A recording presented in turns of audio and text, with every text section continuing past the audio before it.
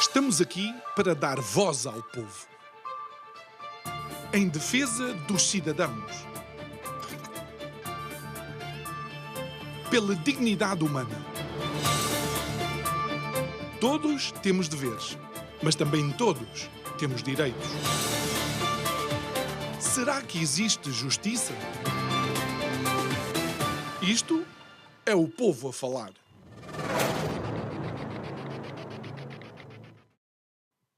Olá, muito boa noite e bem-vindos ao Isto é o Povo a Falar, o programa de segunda a sexta em simultâneo com a Curiacos TV e a Rádio Vida 97.1, já sabe, desde a semana passada, a partir das 23 horas.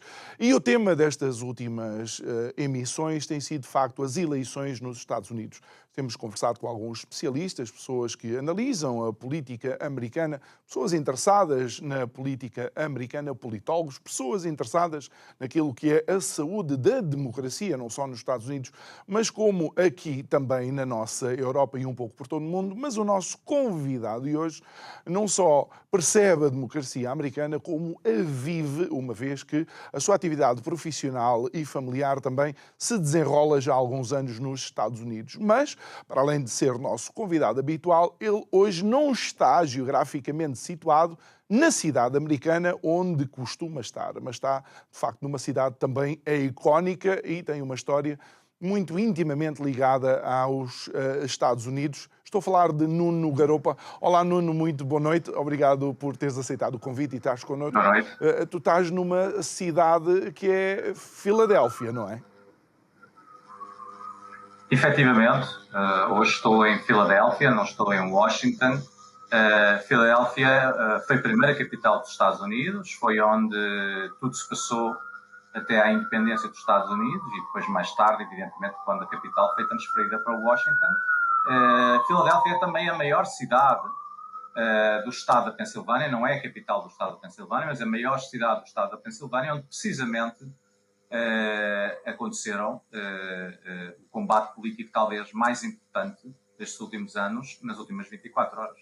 Uhum. Olha, Nuno, e a primeira pergunta que tenho de fazer, uma vez porque eu estou aqui a viver o rescaldo daquilo que é a vitória de Donald Trump e o pleno, por assim dizer, Donald Trump e do Partido Republicano. Qual é que tem sido a reação aí? Ou se de facto é de todo uma surpresa esta vitória de Trump? Porque aqui neste lado do Atlântico, alguns acordaram quase incrédulos. Não é uma surpresa a vitória de Donald Trump. Nós tínhamos as indicações das sondagens, que eu penso que são um dos grandes vencedores destas eleições, porque gastou-se muito dinheiro em sondagens, mas as sondagens de facto estavam corretas e estava muito próximo, e nesse sentido a vitória de Donald Trump foi sempre uma possibilidade. O que talvez seja surpresa é a dimensão dessa vitória. Porque é uma vitória muito sólida, muito superior a 2016, ou seja, Donald Trump ganha no voto popular, coisa que não aconteceu em 2016, tem uma maioria muito sólida no colégio eleitoral, mas, para além disso, o Partido Republicano recupera o Senado e é provável que mantenha a Câmara dos Representantes. Isso ainda está em aberto, porque ainda há cerca de 40 lugares para apurar, portanto estão apurados cerca de 400 lugares, faltam ainda 35 a 40 lugares, e portanto vamos ver. Mas é muito possível que venham a manter a Câmara dos Representantes. E nesse sentido, Donald Trump vai governar com um mandato muito mais forte e com poder absoluto, pois o partido controla todos os poderes do governo. Controla o Executivo, controla o Legislativo e, evidentemente, controla o Judicial, o Supremo Tribunal, que neste momento tem 6 dos 9 juízes que são do Partido Republicano. Olha, ó Nuno, eu falo-te um pouco da incredulidade aqui do nosso burgo, porque quem fosse acompanhando a comunicação social portuguesa tinha a sensação de que sim, havia um empate técnico, mas na realidade Kamala podia ganhar. Eu acho que isso tem a ver com um problema que não é só em Portugal, em vários países europeus isso aconteceu, há muita gente a queixar-se disso noutros países europeus, que houve um total enviesamento por parte da comunicação social, digamos, tradicional. Eu penso que estas eleições, de facto, marcam o declive final dessa comunicação social. Aqui nos Estados Unidos é muito claro que, neste momento, a esmagadora maioria das pessoas, calcula-se que entre 60% a 80% dos eleitores têm a sua informação a partir das redes sociais, não a partir da comunicação social. As polémicas do New York Times, do Wall Street Journal, do LA Times, dos editoriais que apoiam ou não apoiam, não teve impacto rigorosamente nenhum. Portanto, as pessoas que ligam a isso nas televisões não representam ninguém. E isso, no caso português, é mais grave porque simplesmente o outro lado não está representado. No caso americano é menos grave, porque obviamente sempre houve apoiantes do Trump e muitos canais de televisão, mesmo quando enviesados, deram voz aos apoiantes do Trump. Coisa que em Portugal não havia. Só há apoiantes de um lado. E, portanto, isso obviamente enviesa a análise e em que muita gente confunde depois a realidade com os seus desejos. E eu acho que houve muita gente que falava em Portugal que isto está a ganho para os democratas, confundindo a realidade com os desejos. Olha, Nuno, como é que tem sido o dia a seguir aí nos Estados Unidos? Eu penso que neste momento, usando as tuas palavras, ainda há alguma incredulidade nos democratas, que ainda estão a tentar perceber como é que um resultado mais ou menos empatado se transformou numa derrota tão grande. Do lado republicano, já há uma equipa de transição. Pressuponho que vão esperar para ver os resultados da Câmara, porque é importante, porque se Trump tiver as do Senado e a Câmara, isso é uma realidade diferente de ter que partilhar poder com os democratas na Câmara. Portanto, ainda vamos ter, e isso vai estar em aberto até provavelmente ao fim da semana. Mas as coisas vão rápido. Portanto, a equipa de transição de Trump está formada. Joe Biden, assim que Kamala Harris fizer o seu discurso de derrota que deverá fazer esta tarde, Joe Biden contactará Donald Trump e começará a transição para uma administração republicana. Nuno, tu que estavas aí presente, quais pensas que foram de facto os temas e os tópicos que fizeram pender o voto americano? Uma questão que tem sido muito colocada também em cima da mesa é a questão da imigração, para nós tentarmos entender se de facto essa foi uma questão importante, até porque houve um momento paradoxal em que num dos comícios do Trump há uma anedota sobre os porto-riquenhos, mas quando olhamos para os números, Trump faz o flip do voto latino e ganha até nas constituições onde há mais porto-riquenhos. Sim, tudo isso não teve qualquer importância, portanto foi completamente exagerado e eu acho que cegou os democratas e cegou a campanha eleitoral de Harris e cegou as televisões e os jornais de esquerda. A questão é que Trump, quando olharmos para os resultados finais, que ainda não temos, Trump não terá subido muito em relação a 2020. Terá ganho talvez 3, 4 milhões de votos em relação a 2020. Kamala Harris vai ficar 10 milhões de votos abaixo de Joe Biden. Portanto, há um eleitorado potencialmente democrata que não votou, ficou em casa. E isso é onde vai estar as grandes explicações. Qual é a razão mais provável? Porque os temas mais importantes nesta campanha foram a economia, ou seja, a ideia da inflação, o preço da gasolina, as hipotecas e a imigração. E nesses dois temas, o Partido Democrata está prejudicado, porque era um incumbente, portanto é o responsável da atual situação económica. Parênteses, a economia americana está muito melhor que a economia europeia, mas isso os americanos não estão a comparar com os portugueses nem com os alemães. Portanto, o que interessa é a percepção que eles têm em relação a 5 anos, e acham que em relação a 5 anos isto está pior. A resposta do Partido Democrata nessa matéria é usar estatísticas, mas isso funciona nas capas do Expresso e do Público, e na CNN e na SIC. Não funciona com o eleitorado. Portanto, é evidente que estatísticas não mudam a opinião das pessoas sobre o que sentem no bolso. E na questão da imigração, o Partido Democrata não tem uma boa campanha, porque está a apresentar a pessoa que é responsável pelo fracasso destes 4 anos na política de imigração. Do outro lado, os temas do aborto, os temas... Vem aí o fim da democracia, vem aí o papão do Trump. Claramente não mobilizaram esses 10 milhões de votos, Portanto, a ideia de que as mulheres iam votar mais, de que os jovens iam votar mais, que as minorias iam votar mais por causa desses temas, não aconteceu. Eu acho que há várias razões. Uma delas é que a questão da imigração, por exemplo, é muito mais complexa. A ideia de que os hispanos ou de que a primeira e segunda geração de imigrantes nos Estados Unidos votam contra o Trump por causa disso está errada. Já se tinha visto em 2016. Está errada. Há muita gente que é imigrante aqui e que simplesmente concorda com o Trump. Tem que se acabar com a imigração ilegal. Portanto, o plano de legalização dos imigrantes que a Kamala Harris propôs assusta esse eleitorado. E, portanto, desse ponto de vista, Trump, de facto, é um fenómeno, temos que reconhecer, é um grande fenómeno político.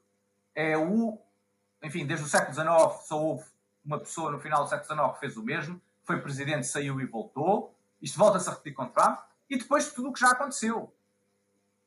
E, portanto, Trump é, de facto, um líder único e que merece ser estudado com atenção, e será estudado em vez de estar sistematicamente a ser chamado de nazi, de Hitler e de coisas simplistas que, na minha opinião, acabaram por prejudicar o Partido Democrata. E de alguma forma, se analisarmos aquilo que foi, digamos, o processo de Trump até ele próprio assumir a sua recandidatura, por assim dizer, desde do suposto impeachment, teve os processos judiciais, teve equipas de procuradores especiais, teve a intervenção em Mar-a-Lago. Isto, de facto, demonstra que, quer queiramos, quer não, Trump tem uma forte base de apoio, que essa base de apoio é muito mais variada do que aquilo que a comunicação social faz pensar do homem branco de meia-idade e que está bem na vida? Absolutamente. Portanto, ele, neste momento, esta é a terceira eleição dele, não é? 2016, 2020, 2024. Esta base eleitoral desta vez é a mais diversa em termos de componentes de minorias, de género, etc. E, portanto, mostra que Trump mudou completamente as regras da política. E a comunicação social tradicional está com problemas em entender isso. Reparem, não é só a questão da base eleitoral, é a questão de que ele esteve envolvido em processos judiciais, ele é tecnicamente, neste momento, aquilo que se diz aqui um convicted felon, quer dizer, ele tecnicamente é alguém criminoso condenado em tribunal, ele é alguém que esteve metido numa insurreição, no dia 6 de janeiro de 2021, ele é alguém que não joga pelas regras do discurso ameno e do discurso ponderado da política normal. Ele é alguém que tem um conjunto de características que em qualquer outra pessoa estaria acabado politicamente. Ele não está. Não é? Agora, isso tem a ver com a personalidade dele, com o carisma dele, mas também tem a ver com a transição em que nós estamos. Porque parte do problema que aqui se reflete é que muita gente está sempre a dizer estamos numa sociedade de transição, as redes sociais, a pós-verdade, etc. É que estamos mesmo. E isso tem efeitos. Não é só conversa. Ora, a esquerda aqui, como na Europa, acha que com conversa resolve isto. Não resolve. O Partido Democrata não se apresentou com um programa eleitoral ganhador, portanto, perdeu. Agora, se o Partido Democrata vai ou não vai aprender a lição e, portanto, percebe que tem que reequacionar as guerras culturais, o wokeismo e todas essas questões que, repara, eu não estou a dizer que Kamala Harris era woke ou que estava em guerras culturais. Estou a dizer a percepção que há é que estava. E o Partido Democrata tem que resolver essa percepção. Não basta dizer que não é verdade. Não interessa se é verdade ou não é verdade. Essa é a percepção de uma parte do eleitorado. E essa parte do eleitorado não apareceu a votar nela. Claro. E eles vão ter que resolver esse problema. Olha, e uma vez que falas de percepção, uma das coisas que tem sido dita também aqui ao longo dos nossos programas é que, de facto, a ideia que dá é que há uma certa Hollywood, aliás, uma certa elite de Hollywood e do entertainment que apoia a Kamala e que os blue collar, os trabalhadores e a classe média mudaram o seu apoio ou dão o apoio mais forte ao candidato republicano e próximo presidente dos Estados Unidos, Donald Trump. Eu acho que isso tem a ver com duas questões muito americanas, talvez seja um pouco diferente na Europa. A primeira é que há muitas décadas, não começou com Donald Trump, há um imenso eleitorado que está farto daquilo que esse eleitorado acha que é a corrupção de Washington. Okay. E isso, esse eleitorado, está disposto a perdoar tudo a Donald Trump, desde que Donald Trump se apresente como o homem que vai destruir Washington. E o Partido Democrata acabou por se colocar na posição de ser o partido que defende Washington. Portanto, quando o Partido Democrata diz que está a defender a democracia, o que esse eleitorado ouve é que está a defender Washington. Okay. E isso é muito, muito impopular nesse eleitorado. A segunda questão é a questão de Hollywood. Isso veio confirmar a percepção de que o Partido Democrata é um partido de elites que não está ligado à realidade do país. Em contrapartida, precisamos dizer, isto é uma vitória de Donald Trump, mas também é uma grande vitória de Elon Musk. Porque Elon Musk apostou tudo em Donald Trump e foi uma pessoa muito criticada pela esquerda, muito criticada nas televisões portuguesas. Chegaram-se a ouvir coisas nas televisões portuguesas, jornais portugueses, que Elon Musk é um fascista, é um explorador, é um tipo sem escrúpulos, é o ser humano mais execrável que há no planeta. Só que ele passa uma mensagem, que em Portugal pode não ter sucesso, mas aqui tem. Ele é multimilionário. E nos Estados Unidos, isso é uma qualidade. Alguém que veio do nada e é multimilionário é visto como um tipo de sucesso. E se um tipo de sucesso apoia Donald Trump, então nós devemos votar Donald Trump, porque queremos ter sucesso. Eu sei que em Portugal é o contrário, o sucesso é odiado, os milionários são odiados, há toda uma inveja permanente em relação a quem tem sucesso, mas aqui funciona ao contrário. E esse eleitorado foi sensível a isso. Se Elon Musk, que é um tipo tão inteligente e tão multimilionário, nos está a dizer que Donald Trump tem soluções, então Donald Trump tem soluções. E esse eleitorado foi atrás disso. E isso o Partido Democrata não soube responder. E achas... Taylor Swift e atores de cinema, Robert De Niro, não são a resposta a isso. A própria Jennifer Lopez, numa das últimas ações de campanha da Kamala Harris.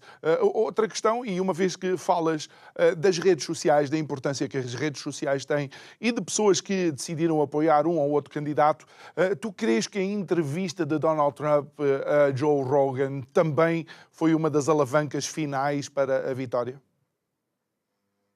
Eu penso que tem, não sabemos, não é? Mas eu penso que vem nesta sequência, porque a entrevista, o que ele diz no final da entrevista é: eu não gosto de Trump, mas até vou apoiar Trump, estou a fazer um endorsement, eu vou votar Trump, porque o meu amigo Elon Musk está-me a dizer que é a solução para os problemas. E o Elon Musk é um senhor que sabe muitas coisas e de muito sucesso. Portanto, esse argumento cola, e cola quando começamos a ter muitas pessoas a dizer isso mesmo. Ora, a resposta da esquerda, e aliás a esquerda europeia e brasileira, o que quer é silenciar o Twitter, vamos silenciar o Twitter, isso, não, assim, isso já está fora da equação. Essa é uma conversa que já perdeu o seu gás. Portanto, Twitter é hoje uma parte essencial da campanha eleitoral, é uma parte essencial da informação. Muitos milhões de pessoas informam-se através do Twitter, do TikTok e dessas plataformas, e qualquer conversa de silenciar essas plataformas prejudica o Partido Democrata em vez de beneficiar. Olha, e de alguma forma, não queres que existiu aqui alguma ingenuidade por parte do Partido Democrata? E vou dizer porquê.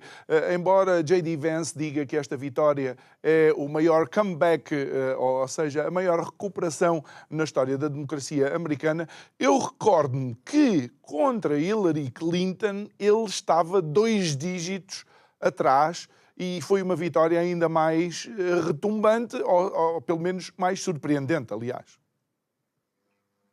Eu acho que esta vitória não é a maior recuperação de sempre, nem é uma vitória, se formos ver os números por aí, histórica, porque, insisto, em geral, Donald Trump tem mais ou menos a mesma base eleitoral da última vez. O que acontece é que o outro lado perdeu 10 milhões, e 10 milhões são cerca de 6%.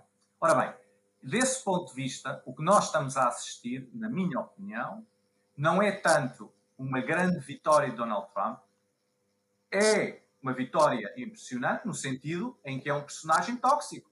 E, portanto, um personagem tóxico que já fez o que fez, como alguém dizia ontem nos debates na CNN, a única coisa que ele ainda não fez foi matar alguém. Mas ele já fez tudo. E mesmo assim tem 80 milhões, 75 milhões de votos, ou 74 milhões de votos. Portanto, de facto, é surpreendente, porque ele muda as regras. Havia coisas que nós dizíamos, quem fizer isto na política não pode voltar. Ele fez e voltou. E ganhou. E ganhou por uma margem superior à última vez. Agora, o Partido Democrata tem um problema. O Partido Democrata simplesmente ganhou em 2020 porque tinha o Covid, que tinha corrido mal a Trump, e tinha um senhor branco da oligarquia. Ora bem, o que nós estamos a ver é que o Partido Democrata, quando vai com candidatas femininas, não ganha. E, portanto, o Partido Democrata tem que ir pensar o que é que isso quer dizer em termos da sua estratégia futura. Porque é que 10 milhões de pessoas não foram votar nela. Claro, o erro não foi ela, na minha opinião, vem de trás. Biden era um presidente de um só mandato, depois quis ser candidato, depois não está em condições físicas, depois não houve primárias, depois foram 100 dias para fazer a campanha. Portanto, é normal que agora haja muitas explicações para este resultado. Mas, genericamente, o sinal que se está a dar é que a base democrata não está mobilizada. E, portanto, o discurso do Partido Democrata atual não mobiliza essa base.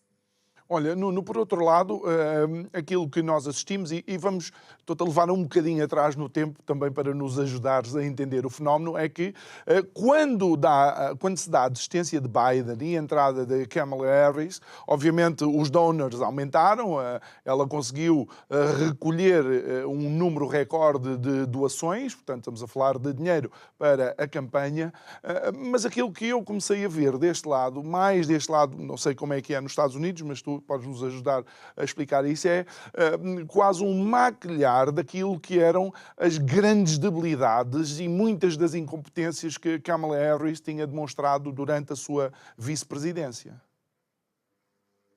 Claro, é assim, agora podemos dizer que o que aconteceu foi que a campanha não foi suficiente para maquilhar as deficiências da candidata. Vamos lá ver. Esta campanha foi muito mais cara para os democratas do que para Trump. Portanto, Trump não só tem esta vitória, como ainda por cima tem uma vitória relativamente barata, porque gastou menos do que gastou ela. Ela, aqui no estado da Pensilvânia, terá gastado mais de 30% do que ele, e o estado foi para Trump. E isto acontece em quase todos os estados. Agora, aqui havia dois problemas. Primeiro, a atual administração democrata de Biden é muito impopular. E os números indicam isso. Por muito que a CNN e o New York Times e a comunicação social de esquerda diga que o Biden foi um grande presidente, ele é muito impopular. Portanto, primeiro problema, o incumbente é impopular. E isso é sempre uma questão difícil de superar. A segunda, a esquerda andou 3 anos a criticar a Kamala Harris, a dizer que ela era uma péssima vice-presidente, porque não sabia lidar com as imigrações, porque não sabia lidar com assuntos de negócios estrangeiros, porque não sabia ter uma intervenção carismática, porque era um vazio ideológico. Ora, em 100 dias, tentar maquilhar isto quando andaram 3 anos, não foi a direita, não foi Trump, não foi Vance, foi a esquerda que andou a dizer isto dela. Claro, tentar transformar essa pessoa em 100 dias numa líder carismática e messiânica da esquerda não correu bem, digamos assim. Não correu bem e, de facto, havendo alguma responsabilidade dela que haverá, eu acho que, apesar de tudo, ela fez o melhor que pôde esta campanha e a grande derrota, eu até diria que é mais do partido do que dela. Mas isso é a minha opinião pessoal. Claro. Olha, Nuno, olhando para aquilo que foram apoios cruzados de membros do Partido Republicano a Kamala ou de membros do Partido Democrata a apoiar Donald Trump, perdão. Claro, Liz Cheney é uma das que chama logo a atenção, não é? Filha de Dick Cheney a apoiar Kamala, mas tu estás numa cidade onde, ou estou muito enganado, ou um dos senadores representantes dessa cidade, o John Fetterman, disse que Trump estava muito mais próximo do povo e era muito melhor, se calhar, para o povo do que a própria Kamala. É claro, aqui depois temos um problema. Os partidos são muito mais fluidos que em Portugal e, portanto, há apoios cruzados. Ora, o que aconteceu foi que, enquanto do lado republicano houve nomes muito sonantes, Liz Cheney e o pai dela, Dick Cheney, a própria filha de George W. Bush, Jana Bush. Aliás, Barbara Bush, não Jana. Bárbara. outras grandes figuras do Partido Republicano, aliás, da administração Trump, Scaramucci e muitos outros que fizeram parte da administração Trump, vieram apoiar Kamala Harris com o lema Trump nunca mais. Trump never again. E isso teve um imenso impacto, lá está, nas televisões, no New York Times, no Wall Street Journal, no LA Times. Mas o lado contrário, ou seja, os democratas que apoiam o Partido Republicano e a candidatura de Trump, principalmente nas áreas rurais, ninguém sabe quem são. Essas pessoas não são entrevistadas. Ninguém quer saber dessas pessoas. E, portanto, criou-se outra vez, como em 2016, esta ideia de que Kamala Harris não só tinha todo o Partido Democrata, como ainda ia buscar uma parte do Partido Republicano. Quando o que aconteceu depois, outra vez, foi que Trump fez praticamente o pleno dos republicanos e foi buscar votos ao lado democrata. E, portanto, essa realidade, que é a realidade que nos mostra a geografia hoje, como já em 2016, a comunicação social continua a fingir que não entende e continua a dar um protagonismo às elites do Partido Republicano que não têm votos, que simplesmente não correspondem a votos. E, portanto, há aqui uma enorme falta de realismo por parte da comunicação social tradicional. E nesse sentido, tu crees que, de alguma forma, duas questões, aquilo que foi feito a Robert Kennedy Jr., que, sendo democrata, faz parte da equipa e provavelmente vai ser parte da administração Trump também, o ser considerado, digamos, um outsider e colocarem, inclusive, as suas capacidades cognitivas em causa, ou, por exemplo, o ridículo de dizerem que J.D. Vance é escolhido, mas a barba que ele apresenta é uma barba de componente machista e racista. Achas que isto é o pior que tem acontecido? Claro, eu acho que tudo isso são coisas que o Partido Democrata, não digo o Partido Democrata organicamente, porque isso não é o discurso orgânico, mas, digamos, individualidades, personalidades da esquerda americana e europeia, mas aqui estamos a falar da esquerda americana, insistem que os eleitores do Trump são burros, os eleitores do Trump são racistas, os eleitores do Trump são sexistas, os eleitores do Trump são mentirosos e, portanto, só têm defeitos. Enquanto o outro lado é só virtudes, só tem virtudes. Essa campanha, na verdade, ajuda o Trump. Porque aquele eleitor que está nas redes sociais, está a ouvir isso todos os dias, e está farto de ouvir isso, esse discurso, está completamente farto desse discurso, depois desculpa muitas coisas no Trump. E isso foi o que aconteceu. Ou seja, o Trump normalizou coisas que não devem ser normalizadas em democracia, mas a normalizou porque o seu adversário transforma tudo em questões de moral superior e inferior. Portanto, repare, uma coisa que eu acho que teve algum impacto não foi a piada sobre Porto Rico, que acho que não teve impacto nenhum, mas o Biden vir dizer no final da campanha que os eleitores do Trump são lixo, como Hillary Clinton já tinha dito que os eleitores do Trump são deploráveis. Esse tipo de comentário, principalmente de quem vive há 50 anos no poder e é multimilionário, cria um efeito muito negativo. E eu acho que as pessoas que não têm nada a ver, no fundo, se nós olharmos para o eleitor típico do Partido Republicano, ele não tem nada a ver com a vida de Donald Trump. Ele não tem nada a ver com o nível de vida, com o estilo de vida, com a forma de vida de Elon Musk. Mas a pessoa sente-se muito mais próxima dessas pessoas do que do democrata, que está constantemente a dizer que é moralmente superior, que o outro lado é deplorável, que o outro lado é um lixo e que eles é que defendem a democracia, eles é que sabem e os outros só têm que dizer amém e fazer o que o Partido Democrata está a mandar fazer. Esse choque acabou por ser muito prejudicial para o Partido Democrata. Mais uma vez insisto, João, não é tanto uma questão de saber se o Partido Democrata faz ou não faz. A questão é a percepção. E esse discurso ajuda essa percepção de que o Partido Democrata é um conjunto de elites de Hollywood e da Costa Leste que são multimilionários e querem policiar o discurso e impor um discurso aos eleitores. Reparem, e só dizer que é uma coisa importante, nós não temos ainda resultados finais.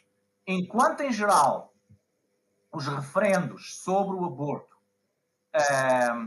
tiveram a proibição do aborto ou a legalização do aborto mais ou menos em linha com as preferências dos Estados, portanto, os Estados republicanos proibiram, nos Estados democratas em geral passou, quase todas as propositions dos referendos sobre direitos LGBT e matérias LGBT falharam. Portanto, isso é uma questão que o Partido Democrata tem que pensar. Se a percepção de que está tomado por minorias woke não lhes está a prejudicar grandemente com o eleitorado centrista. Olha, e uma vez que falas também nisto que é a liberdade e que tem sido, de facto, a dualidade de critérios, talvez uma pessoa que não seja tão conhecida pela nossa, em Portugal e pela nossa audiência, é o dono dos Dallas Mavericks, o multimilionário Mark Cuban, que faz uma intervenção num programa, não sei se é da MSNBC, a dizer que as mulheres que acompanham Trump não eram competentes, não sabiam, ou seja, a denegrir as mulheres que acompanhavam Donald Trump. E isto era possível passar se fosse, por exemplo, Elon Musk a dizê-lo? Eu acho que era mais complicado, mas repara, esse comentário está num contexto em que os spots publicitários da Harris nesta última semana eram spots publicitários de as mulheres a dizerem que iam votar diferente do marido e que não tinham que partilhar o seu voto com o marido e não tinham que fazer o que o marido manda fazer. Isso é uma publicidade extraordinariamente negativa do Partido Democrata, porque muitas mulheres sentiram-se ofendidas com isso. Portanto, estão a pôr em causa a autonomia das mulheres. Isso são estereotipos que não correspondem a uma realidade tão plural e diversa como os Estados Unidos e acabou por ter um efeito ricochete. Portanto, em vez de convencer mulheres a votar a Harris para serem diferentes do marido, estou convencido que teve mulheres a mobilizarem-se para ir votar Trump, fartas desse discurso de superioridade moral do Partido Democrata. Eu acho que isto foi uma grande derrota desse discurso. Vamos ver agora se o Partido Democrata aprende a lição ou se vai fazer um inverno de 12 anos na oposição, como neste momento seria possível se Trump fizer um mandato e depois Vance fizer 2 mandatos. Portanto, vamos ver o que é que o Partido Democrata vai retirar destas eleições. Ok, Nuno, vamos pensar em alguns dos reflexos. E, obviamente, isto é, eu não vou dizer futurologia, mas somos nós a conversar. Aqui, para a Europa, como é que deve ser encarada a vitória de Trump? E achei, de alguma forma, curioso ou irónico Ursula von der Leyen dar os parabéns ao presidente ou a Donald Trump por ter sido eleito. Eu penso que a Europa vai ter que fazer uma enorme reflexão, porque Donald Trump claramente já disse que não quer trabalhar com a União Europeia, não gosta da União Europeia. Penso que muitos chefes de Estado, incluindo portugueses, fizeram muitas críticas a Donald Trump, que agora vão ter consequências, como é evidente. Donald Trump é uma pessoa muito emocional, muito intuitiva. Portanto, ele já deixou claro que não quer falar com os alemães, que não quer falar com os franceses, que não quer falar com os nórdicos e que obviamente, não vai apoiar a Ucrânia. É um momento de grande crise na União Europeia. Se formos otimistas, pode ser aquele momento em que a União Europeia vai encontrar uma saída para a sua estagnação.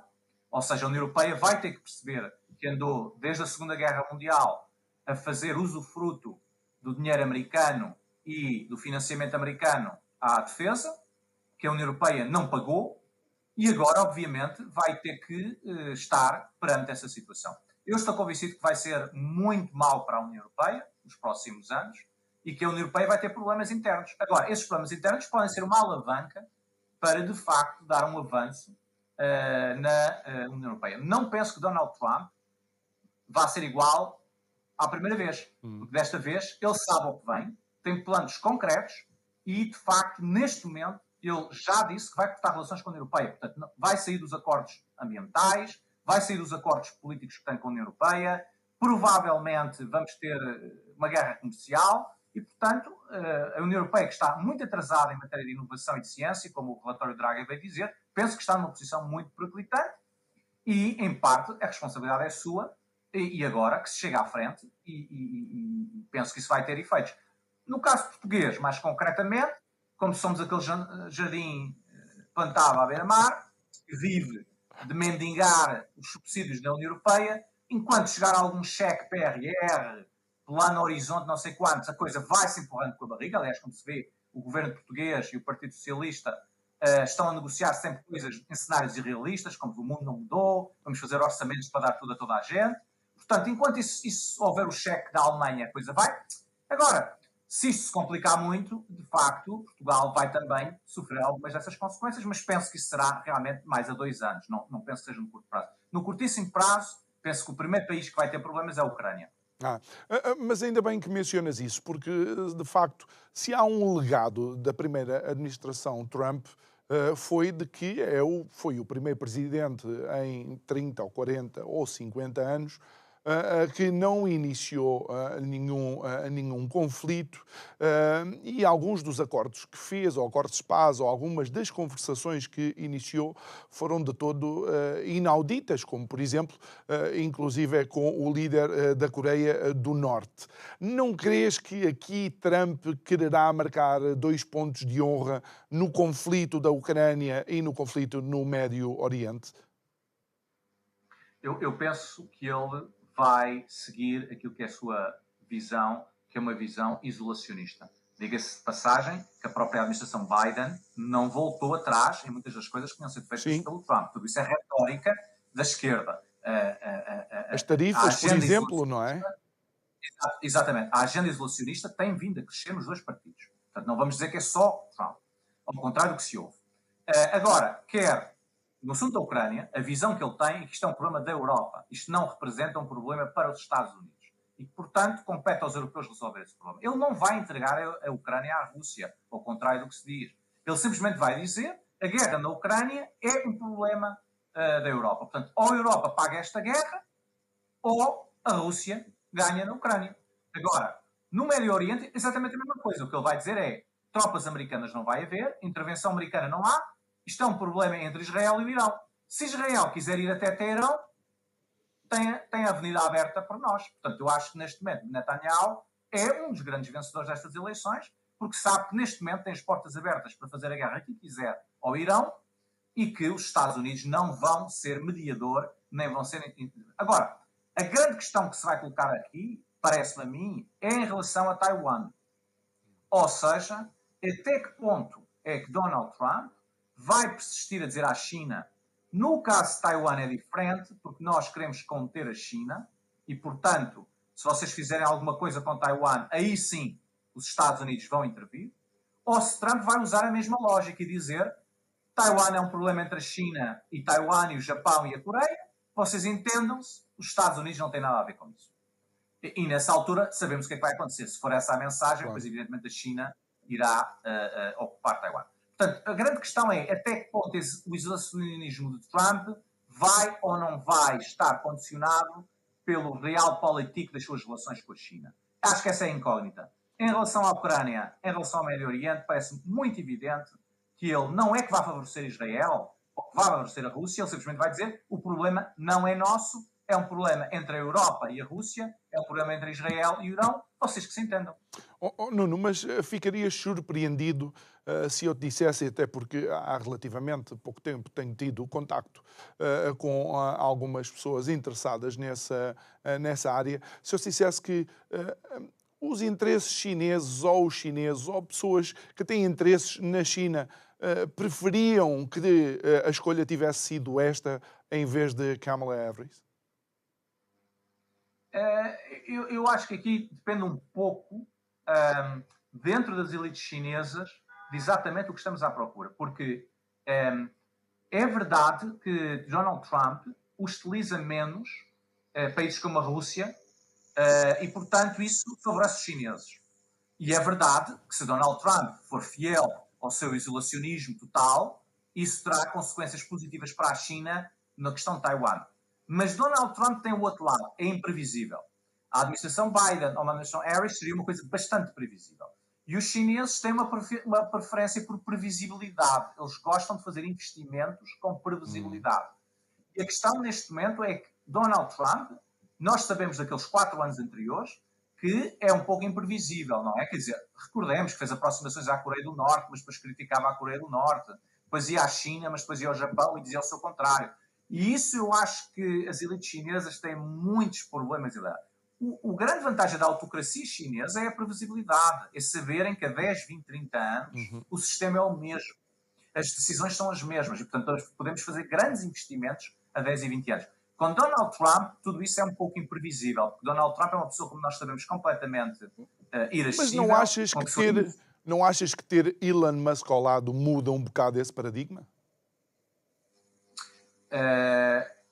Vamos fazer aqui, vai ficar aqui registado neste programa, se Elon Musk chega até ao verão ou não chega ao verão em conflito aberto com Donald Trump. Porque Elon Musk também é uma pessoa irascível e muito emocional. Portanto, vamos ver se duas pessoas emocionais, pouco racionais, mas extremamente intuitivas e muito inteligentes intuitivamente, porque por isso são dois homens de negócios com tanto sucesso, se eles conseguem conviver 3, 4 meses, 6 meses na Casa Branca. Vamos ver. Eu acho que isto com Elon Musk, mais tarde ou mais cedo, vai haver uma grande baralhada. Porque no momento em que Elon Musk fizer alguma coisa que Donald Trump não gosta, nós vamos saber, ou seja, Donald Trump não esconde. Não, tem a Truth Social Media e ficamos logo todos a saber. Ainda antes do próprio Musk saber, ele vai saber através da rede social. Nós sabemos que Donald Trump é isso que faz, é isso que é Donald Trump. É esta genuína irascibilidade intuitiva, não é? Quer dizer, o que as pessoas gostam em Donald Trump é aquela coisa de levar o tiro e levantar-se e venham por mim que eu estou aqui. E, quer dizer, tudo aquilo é um espírito... Ou levar o tiro, estás a falar do tiro a sério, mas ou dar um tiro no pé e dizer não, eu não dei um tiro no pé e todos estamos a ver o pé a sangrar de uma decisão mal tomada, não é? Exatamente, portanto, exatamente. Portanto, toda essa personalidade que a esquerda diz mentiroso, e é verdade, ele mente, tem fantasias, e é verdade, ele tem fantasias, tudo isso é verdade, mas simplesmente isso é parte de uma componente egótica que muita gente aprecia. Ora, Elon Musk também tem essa componente egótica, não é? Quer dizer, basta ver a paciência que ele tem nas redes sociais para andar a insultar e a ser insultado e em guerras de insultos. Quem é que tem paciência para isso? Portanto, eu acho que esse lado lúdico e gótico é uma grande vantagem com certo eleitorado, mas, claro, na hora de governar, na hora de fazer escolhas, na hora de planear 4 anos, eu acho que vão chocar. Vamos ver quando. Olha, Nuno, por falares em 4 anos, com a necessidade absoluta de uma recuperação económica, tal como tu dizes, embora a economia americana esteja melhor que a europeia, os americanos ainda devem olhar para os tempos em que se podia encher o tanque de combustível e não sentir nada a sair quase do bolso. O que é que Donald Trump pode fazer? Mexer nos impostos? Será suficiente? Donald Trump tem aquela filosofia de que, mexendo nos impostos e, fundamentalmente, desregulando muita da atividade económica, o pequeno negócio vai florescer. Ele já tentou isso da outra vez e, assim, é discutível se resultou ou não, porque depois tivemos o Covid e, portanto, há ali toda uma discussão se a tendência de crescimento de 2018 e 2019 era sustentável ou não era. Eu acho que ele vai tentar mais dessas políticas. Ele vai tentar também o American First.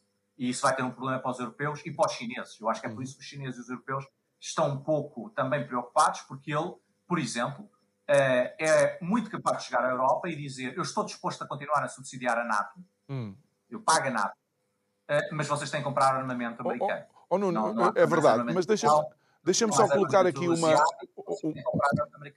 Deixa-me só colocar aqui uma questão, é que a China, prevendo isso, e se calhar já há 2 anos atrás, começou aquela iniciativa que é Made in China, by China, for China.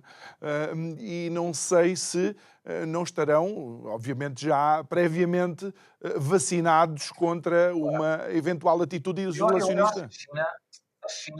A China também mudou nesse aspecto. O grande problema da China é que a China não vai encontrar, apesar dos grandes esforços que tem feito, e é verdade, de diversificar mercados e de apostar muito mais que a Europa ou os Estados Unidos, por exemplo, no mercado africano, no mercado asiático e no mercado latino-americano, A grande questão que está por ver é se esses três mercados juntos valem tanto como o mercado das sociedades capitalistas do Ocidente Europeu.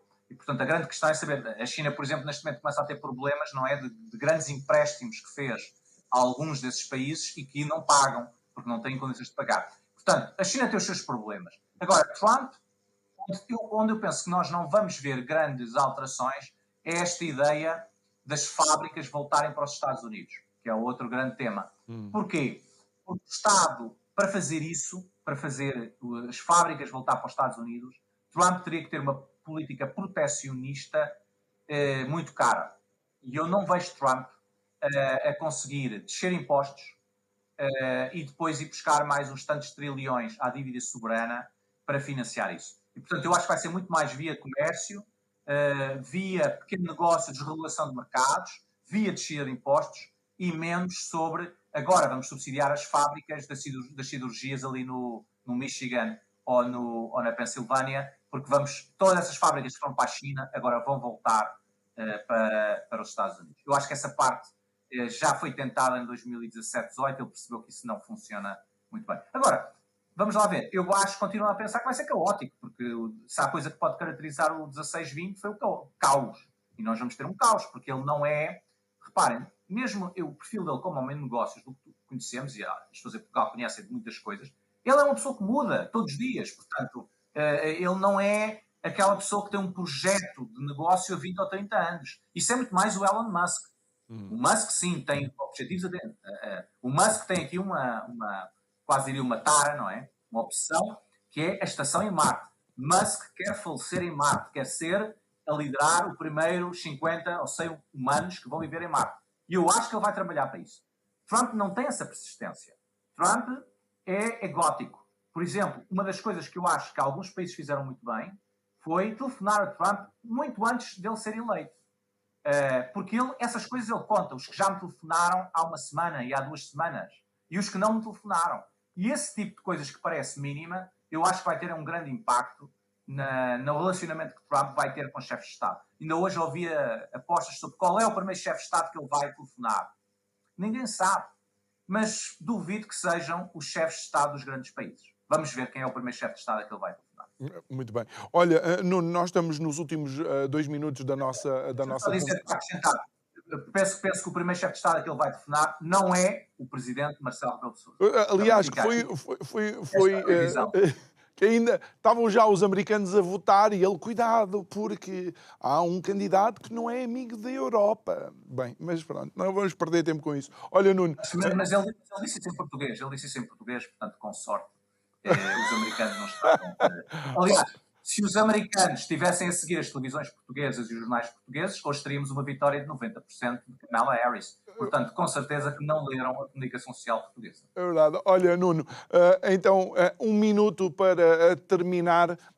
O povo não está na rua, não está a haver desacatos. Temos nós mais problemas aqui em alguns bairros do que aquilo que tens visto aí no dia a seguir à vitória de Trump? E não só te ia dizer isso, como ia dizer, nós podemos não gostar de Trump, eu pessoalmente não sou fã de Trump, não teria votado Trump por razões que quem me conhece parecem óbvias, mas a democracia não é só quando ganha quem nós gostamos. Portanto, isto foi a democracia, isto é a democracia, não acabou a democracia, e hoje, quando o sol se levantou aqui, continuamos a viver numa democracia. Por muito que custe a alguns chamados democratas portugueses? Pois, por muito que custe a esses democratas, isto é uma democracia e ele ganhou.